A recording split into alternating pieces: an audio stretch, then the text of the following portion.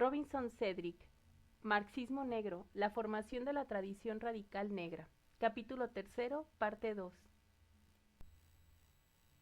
Curiosamente, la negación de Marx de la génesis del capitalismo en Europa occidental como una teoría histórico-filosófica general queda mejor ilustrada por las cartas escritas a los marxistas rusos que, desde la década de 1870, emprendieron controversias sobre el proceso de industrialización y el desarrollo social que debía seguir Rusia para lograr una revolución social.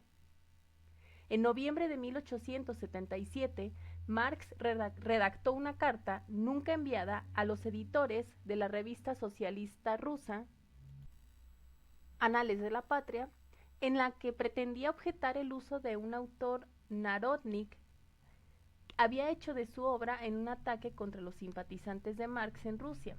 Marx escribió: el capítulo sobre la acumulación primitiva no pretende más que rastrear el camino por el que surgió el orden económico capitalista en Europa occidental, a partir del régimen económico feudal.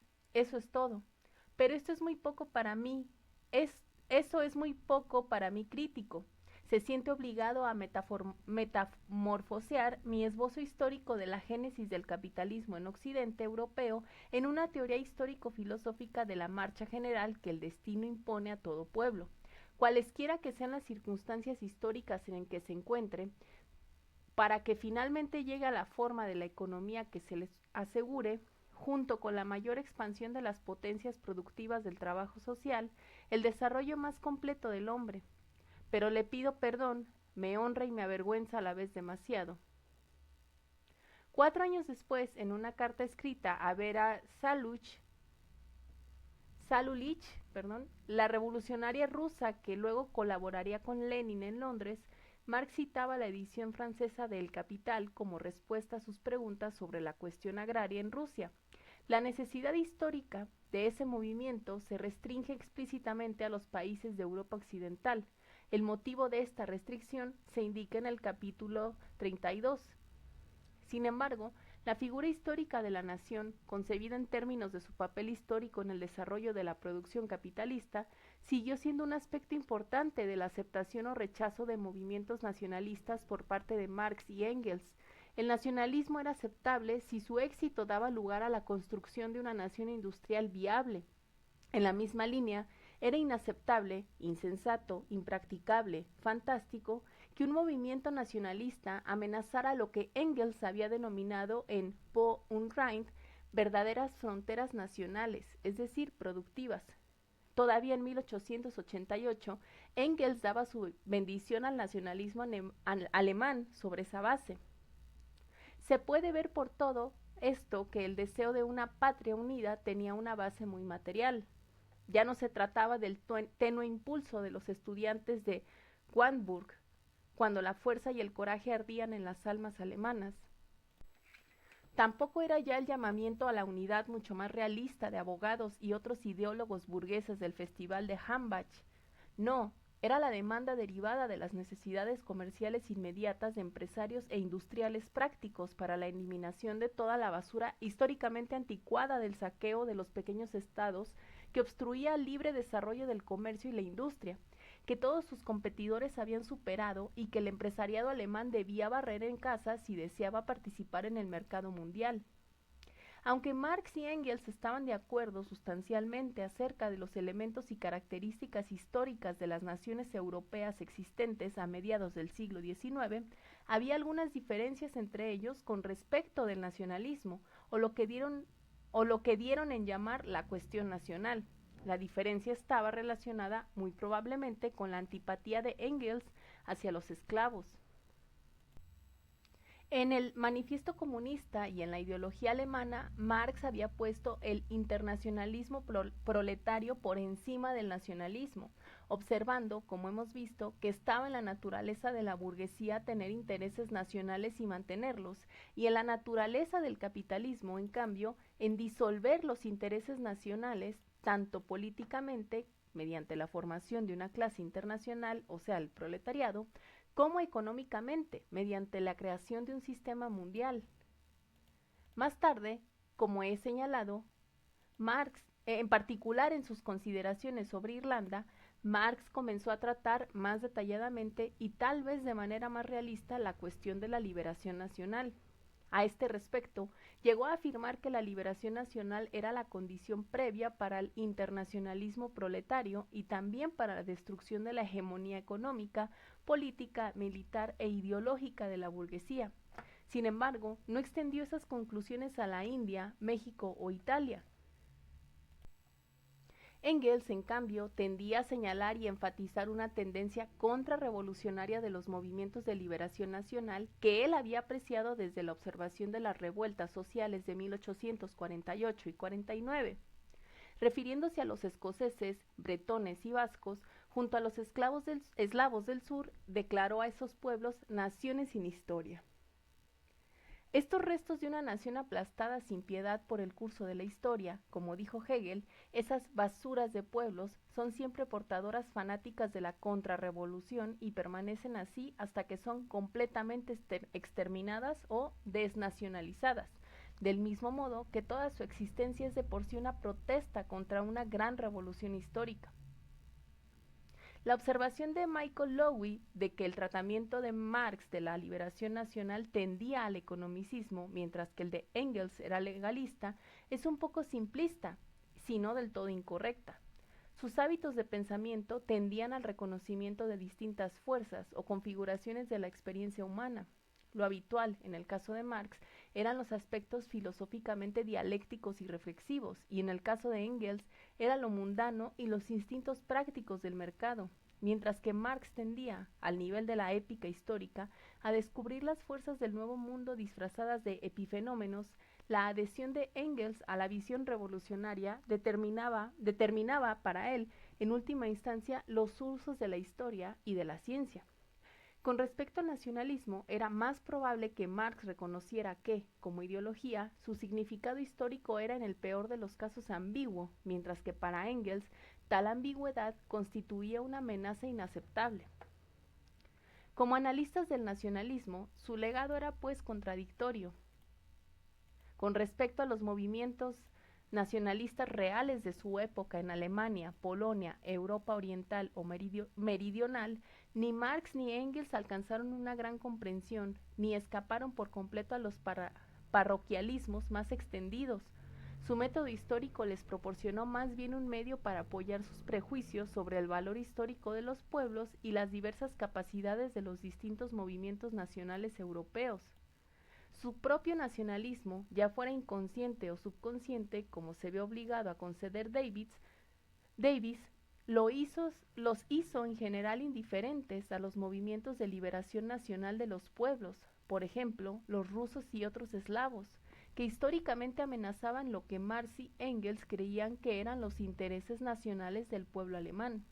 La oposición a ese tipo de movimientos podía atribuirse a sus deficiencias con respecto de los requisitos prácticos de una economía política viable. Por otro lado, ciertos pueblos europeos estaban destinados a ser unificados por el desarrollo estatal y capitalista. Por el momento, el interés del socialismo se aconsejaba al proletariado de tales sociedades apoyar a su burguesía. Alemania, argumentaban, se hallaba en esas circunstancias. Para algunos otros países el nacionalismo todavía significaba luchar por la unificación nacional, como en los países de Europa Oriental, desde Polonia hasta los Balcanes, o luchar por la independencia nacional contra las potencias imperialistas, como en el caso de los irlandeses, checos, eslovacos y los pueblos orientales y africanos. El marxismo aún tenía que esclarecer hasta qué punto esos movimientos nacionalistas estaban justificados, hasta qué punto eran una preocupación legítima de la clase trabajadora y qué actitud debía tomar el proletariado de los diversos países hacia ellos. ¿Había un principio general válido en todos los casos? Lo cierto es que Marx y Engels, al menos, no lo enunciaron claramente.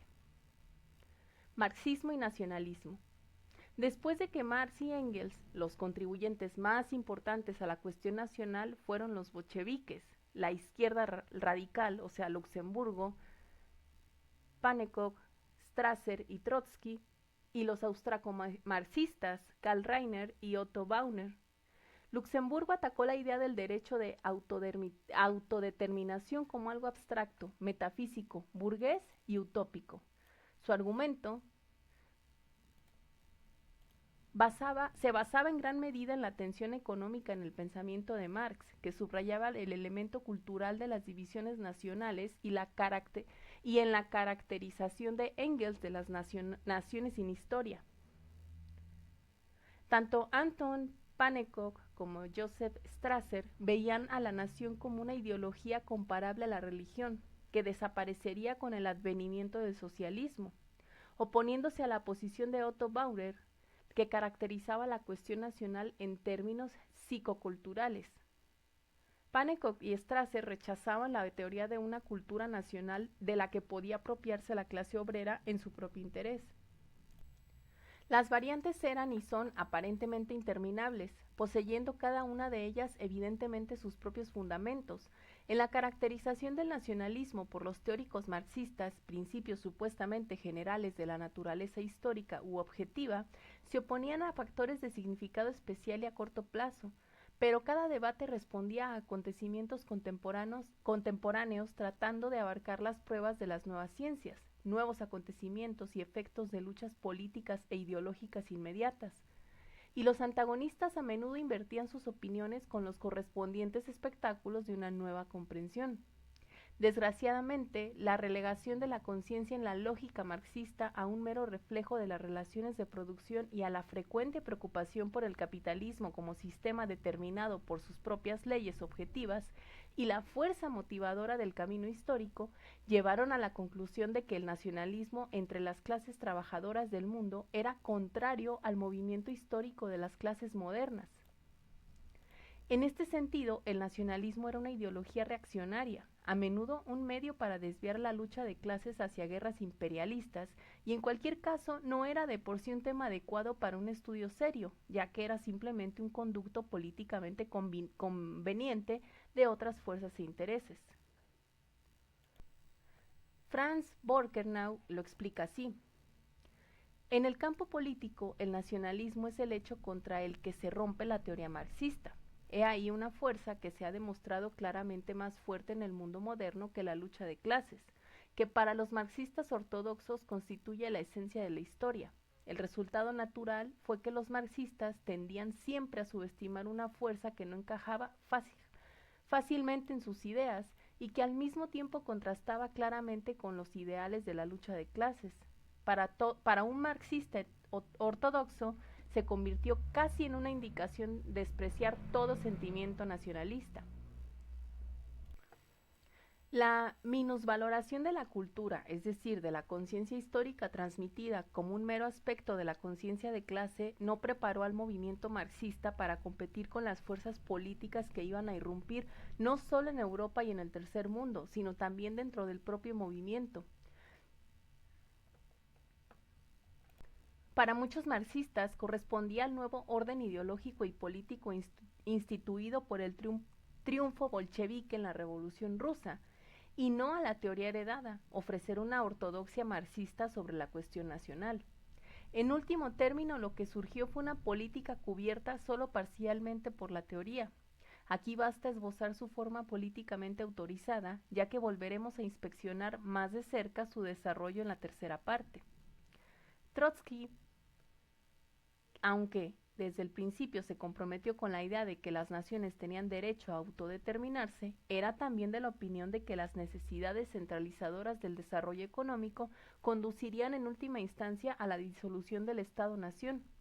La nación, divorciada de la economía y liberada del antiguo marco del Estado, tendría derecho a la autodeterminación en la esfera del desarrollo cultural. Sus formulaciones parecían tomadas enteramente primero de Marx y luego de Lenin. Lenin, de hecho, hizo más por extender la teoría marxista sobre la cuestión nacional. Lowitt dice, Lenin entendió mejor que sus camaradas de la izquierda revolucionaria la relación dialéctica entre el internacionalismo y el derecho a la autodeterminación nacional. Entendió, en primer lugar, que sólo la libertad de separarse hace posible la unión libre y voluntaria. En segundo lugar, que sólo el reconocimiento por parte del movimiento obrero en la nación opresora del derecho de la nación oprimida a la autodeterminación puede ayudar a eliminar la hostilidad y la suspicacia de los oprimidos y unir a los proletariados de ambas naciones en la lucha internacional contra la burguesía. Evidentemente, el prestigio de Lenin como arquitecto de la Revolución de Octubre, como dirigente del Estado soviético y fundador de la Tercera Internacional, dio a sus opiniones la autoridad requerida para convertirse en dogma. No obstante, el carácter complejo y bastante cuantioso de sus escritos sobre la cuestión nacional indujo a sus camaradas a la simplificación. Al cabo de un tiempo, iba a ser Stalin el sucesor de Lenin, quien proporcionara las formulaciones más simples y autorizadas sobre la cuestión nacional. En 1913, por encargo de Lenin, Stalin escribió su folleto luego famoso El marxismo y la cuestión nacional, en el que se propuso definir lo que es una nación.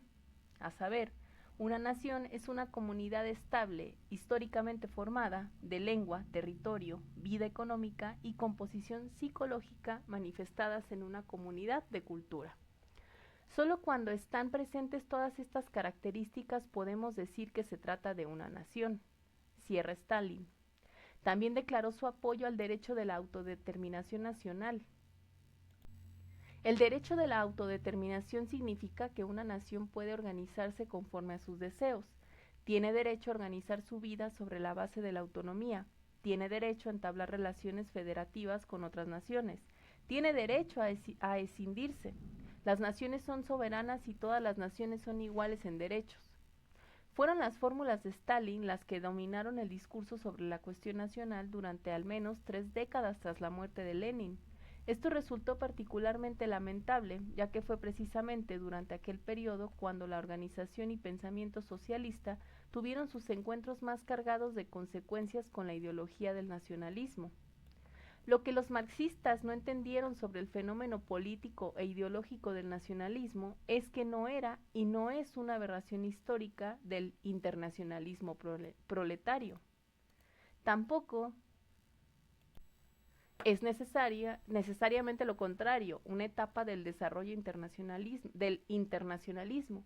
El nacionalismo derrotó al marxismo de la Segunda Internacional en la Primera Guerra Mundial, pero paradójicamente fue una de las bases principales del marxismo de la Tercera Internacional, o sea, de la Revolución Rusa. El socialismo de Stalin era en un solo país las condiciones para la pertenencia a la Internacional Comunista, mientras que se negaba su importancia fundamentalmente histórico mundial.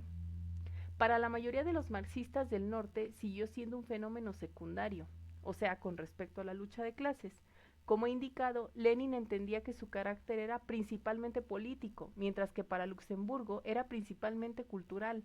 El error residía menos en el tratamiento mítico, analítico, teórico del nacionalismo, que en una comprensión defectuosa de la naturaleza y la profundidad general del desarrollo capitalista. Es a la realidad imprevisible y antagónica del crecimiento del capitalismo en el mundo en lo que se refiere al título general desarrollo desigual. En la terminología filosófica tradicional, esto equivale, por supuesto, a una contradicción. La que tenemos aquí es que el capitalismo, incluso cuando se extendía sin remordimientos por todo el mundo para unir por primera vez a la sociedad humana en un relato más o menos coherente, también daba lugar a una nueva fragmentación peligrosa y convulsa de esta sociedad. El coste sociohistórico de esa rápida implantación del capitalismo en una sociedad mundial fue el nacionalismo. El mercado mundial, las industrias mundiales y la literatura mundial predichos tan explícitamente en el manifiesto comunista, conducían de hecho al mundo del nacionalismo. Las consecuencias de la hegemonía del capitalismo, es decir, las reacciones sociales y políticas al capitalismo, rara vez se atuvieron a las conjeturadas por una lógica sujeta a las leyes del capitalismo. No es que esas reacciones fueran ilógicas, sino que no se ajustaron al código político-económico surgido de la sociedad capitalista. En ese mismo código, el que todavía mantiene, por decir así, los límites epistemológicos de la teoría social radical. Generaliza el modo económico de racionalidad a toda la historia de la humanidad como un modo genérico del devenir humano. circunscribe a toda la historia del hombre un modelo de simulación gigantesco, intenta volverse de algún modo contra el orden del capital, utilizando como instrumento analítico los fantasmas ideológicos más sutiles que el propio capital ha elaborado. No es inusual que los pensadores marxistas declaren, como lo hizo recientemente Alex Callinicos, el papel de la filosofía es la reflexión teórica de las posiciones de la clase proletaria. No parece importar que esta tradición situara a Trotsky y Bukharin en Brooklyn tan solo unas semanas antes de la revolución contra la Rusia zarista. Debemos de nuevo recordar la advertencia de Engels a la generación marxista en sus últimos años. Marx y yo somos en parte culpables del hecho de que la gente más joven a veces atribuya más importancia de la que tiene al aspecto económico de las cosas.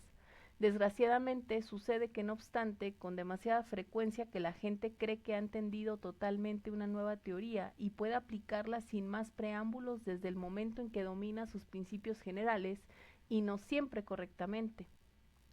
Este criterio podría haberse extendido a los miembros más maduros y, en definitiva, más responsables de generaciones posteriores marxistas. Tendría que haberse profundizado, empero, para desentrañar la estructura de la teoría marxista. Con respecto al fracaso del marxismo para determinar la fuerza y el carácter histórico de una ideología como el nacionalismo, es apropiado otro comentario de Engels.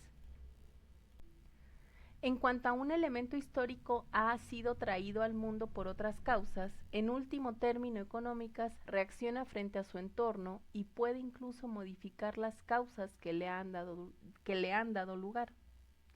Así como la expansión del capitalismo ha dado lugar a la preservación de ciertos aspectos de modos de producción no precapitalistas, también hay pruebas de que en muchos lugares el nacionalismo ha asumido formas en gran medida organizadas mediante sistemas de ideas propios de los pueblos explotados por el mercado mundial.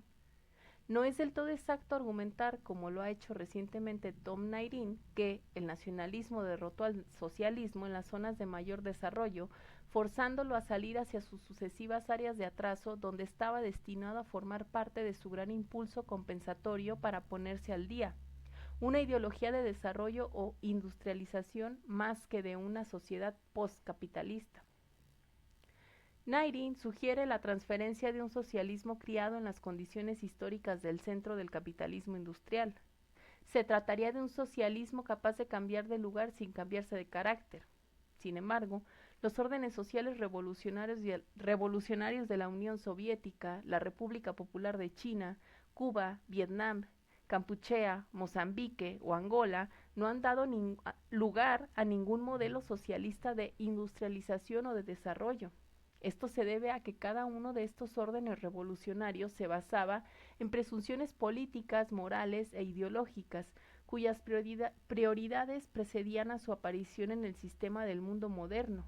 Una vez más, puede que no hayamos visto todavía todo el potencial histórico del nacionalismo. Conclusión. Entre los distintos singulares e infelices legados de las civilizaciones occidentales de los siglos más cercanos a nosotros están el sistema capitalista y la fe en el racionalismo y las ciencias. Pero quizás el término legado sea en cierto sentido inapropiado, y no solo por su sugerencia de fatalidad, sino porque todos estos fenómenos siguen vivos. Capitalismo, racionalismo y cientificismo no son meras formas de actividad de producción. Cada una de estas se convirtió en una tremenda fuerza histórica, aportando sustancialmente el carácter al mundo industrial actual, su carácter, pero no necesariamente su dirección histórica.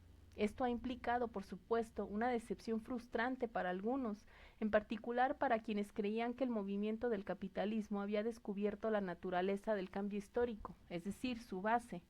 Para ellos, quizás, el fenómeno social más perturbador de nuestro tiempo ha sido el resurgimiento de la ideología, lo que Marx llamó la conciencia parcial, devolviéndole su preeminencia precientífica y prerracional a los asuntos de la humanidad. La ideología, especialmente en el siglo XX, ha llegado a desempeñar un papel discordante dentro del cuerpo del pensamiento social moderno, algo similar a lo que la esclavitud significaba en los marcos analíticos racionalistas concomitantes al surgimiento del capitalismo. La ideología es simplemente una negación de las corrientes de la investigación social contemporánea que se han vuelto dominantes. Sus intrusiones en nuestro siglo y en lo que precedió han ayudado a abortar los procesos sociales e históricos que se consideraban necesarios e inevitables. Han catalizado rebeliones y revoluciones en circunstancias a menudo inverosímiles y entre pueblos igualmente inesperados, y han ayudado a alcanzar logros históricos extraordinarios cuyo fracaso parecía objetivamente inmanente. En tanto aliada de las fuerzas históricas apenas entendidas, la ideología ha expuesto los límites del pensamiento occidental, tanto en su forma de marxismo mecánico por su reduccionismo, como de un modo totalmente diferente, de pensamiento liberal por su reificación. Los límites del radicalismo occidental, tal y como demuestra la teoría marxista, la crítica más sostenida de la era moderna, son los principios de la civilización occidental. Estas limitaciones se relacionan directamente con la comprensión de la conciencia y la persistencia del racialismo en el pensamiento occidental es de una importancia primordial. Habría sido extremadamente difícil y muy poco probable que tal civilización, en su auge como poder significativo en el mundo, produjera una tradición de autoexamen suficientemente crítico como para exponer una de sus características más profundas. El racismo, tal y como lo he tratado de mostrar, está profundamente inserto en las entrañas de la cultura occidental, negando sus diversas relaciones sociales de producción y distorsionando sus contradicciones intrínsecas. La comprensión de la configuración particular de la ideología racista y la cultura occidental tiene que ser seguida históricamente a lo largo de sucesivas eras de dominación violenta y extorsión social que afectaron directamente a los pueblos europeos durante casi 2 milenios. El racismo impregnó no solo las estructuras sociales, formas de propiedad y modos de producción medievales, feudales y capitalistas, sino también los propios valores y tradiciones de conciencia mediante los cuales los pueblos de esas épocas llegaron a comprender su mundo y sus experiencias. La cultura occidental, que constituye la estructura de la que se apropió la conciencia europea, en la que se basaron en el pasado las identidades y percepciones sociales, transmitían un racismo que se adaptaba a las exigencias políticas y materiales del momento. En los órdenes sociales medievales y feudales del interior de Europa y en el Mediterráneo, el racismo estaba respaldado por sistemas específicos de explotación mediante los cuales castas o clases particulares explotaban y expropiaban a diversos pueblos. En los albores de la civilización europea, lo que significa literalmente la reaparición de la vida urbana a final del primer milenio cristiano, la integración de los emigrantes germánicos en pueblos europeos más antiguos dio lugar a un orden social de dominación del que surgió una teoría racial del orden, de la que se impregnó la nobleza medieval, basando su poder en historias de ficción que postulaban distintos orígenes raciales para los dominantes y los dominados. La extensión de la esclavitud y la aplicación del racismo a los pueblos no europeos como estructura organizativa, primero por los estratos feudales gobernantes y luego por las burguesías de los siglos XIV, XV y XVI, conservaron ese hábito práctico, esta convención social. Y como veremos pronto, en la segunda parte, a partir del siglo XVII, el capital comercial inglés, por citar un ejemplo importante, incorporó la mano de obra africana precisamente en estos términos, los mismos a través de los cuales habían absorbido anteriormente a la mano de obra irlandesa. Además, el racismo europeo iba a sufrir una especie de reduplicación sobre sí mismo, ya que entre la época del racismo intraeuropeo, que caracterizó la primera aparición de la conciencia europea, y la era depredadora de la esclavitud africana, la fuente de revitalización y recivilización europea fue el fenómeno casi completamente exógeno a la dominación islámica sobre el Mediterráneo. Independiente del engranaje histórico del desarrollo europeo, pero restringiendo profundamente este desarrollo, primero retardando literalmente el desarrollo social europeo al aislarlo de la vida civil, la ciencia, el pensamiento especulativo y, además, y luego, después de 4 siglos, acelerando su recuperación desde el siglo XII, la civilización musulmana determinó los contornos del renacimiento cultural europeo. Estos acontecimientos iban a dejar marcas imborrables de la conciencia occidental, el miedo y el odio a los negrazos, a la demonización del Islam, la transfiguración del profeta Mahoma en el Anticristo. No sorprende que los europeos, esto es, la cristiandad, todavía experimenten una profunda antipatía hacia lo que se convirtió en su fantasmagórica compartida. En resumen, hubo al menos 4 momentos distintos del racismo europeo que conviene distinguir, 2 cuyos orígenes se encuentran dentro de la dialéctica del desarrollo europeo y 2 que no. 1. El ordenamiento racial de la sociedad europea desde su periodo formativo, que se extiende hasta la era medieval y feudal como creencias de sangre y raciales. La dominación islámica, es decir, árabe, persa, turca y africana, de la civilización mediterránea y el consiguiente retraso de la vida social y cultural europea, o sea, la Edad Oscura. 3. La incorporación de los pueblos africanos, asiáticos y del Nuevo Mundo al sistema mundial que emergió del feudalismo tardío y el capitalismo mercantil. 4. La dialéctica del colonialismo, la esclavitud plantocrática y la resistencia desde el siglo XVI en adelante, así como la formación de la mano de obra industrial y las reservas de trabajo. Ahora es habitual comenzar el análisis del racismo en las sociedades occidentales en el tercer momento, ignorando por completo el primero y el segundo y apañándoselas parcialmente con el cuarto. Como expondremos en la siguiente sección de este estudio, los resultados han sido bastante extraños. Algunos estudiosos del racismo han reiterado felizmente la premisa de una especie de psicología de masas del trauma cromático en el que las relaciones europeas a los pueblos de piel oscura son consideradas casi naturales. Otros, incluyendo a los marxistas, han optado por un empirismo simplista en el que las consecuencias inevitables de la esclavitud y la dominación son las racializaciones de la superioridad y la inferioridad racial. En uno y en otro caso, la raíz de las deficiencias metodológicas y conceptuales es la misma, la presunción de que los procesos sociales e históricos que importan son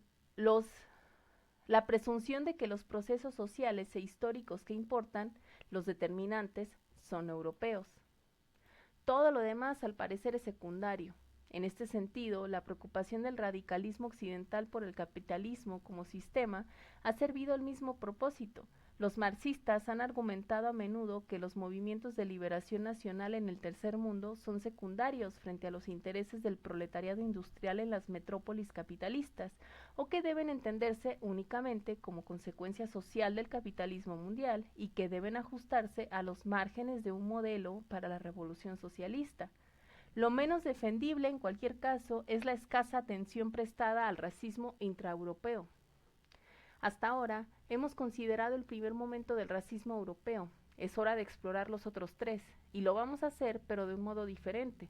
La historia ya no girará en torno a los pueblos europeos ni brotará de Europa como su centro. En la segunda parte, en particular, en lo que respecta a los pueblos africanos y a su diáspora, exploraremos los fundamentos de la era moderna tal y como fueron forjados o reforzados por las actividades de otros pueblos, centrándonos en la historia de las luchas de los pueblos negros por un orden social diferente. Recordaremos nuevamente, por supuesto, las limitaciones del radicalismo occidental, pero sobre todo nos prepararemos para una comprensión más profunda de la tradición radical negra. Cuando hayamos completado esa preparación, examinaremos los esfuerzos pioneros de los teóricos radicales negros. Esto también nos proporcionará una comprensión más ajustada de los problemas del radicalismo occidental. La base de la tercera parte será el pensamiento de 3 ideólogos negros, Dubois, James y Wright, que percibieron sus propias posiciones y las luchas negras en la civilización y el pensamiento occidentales.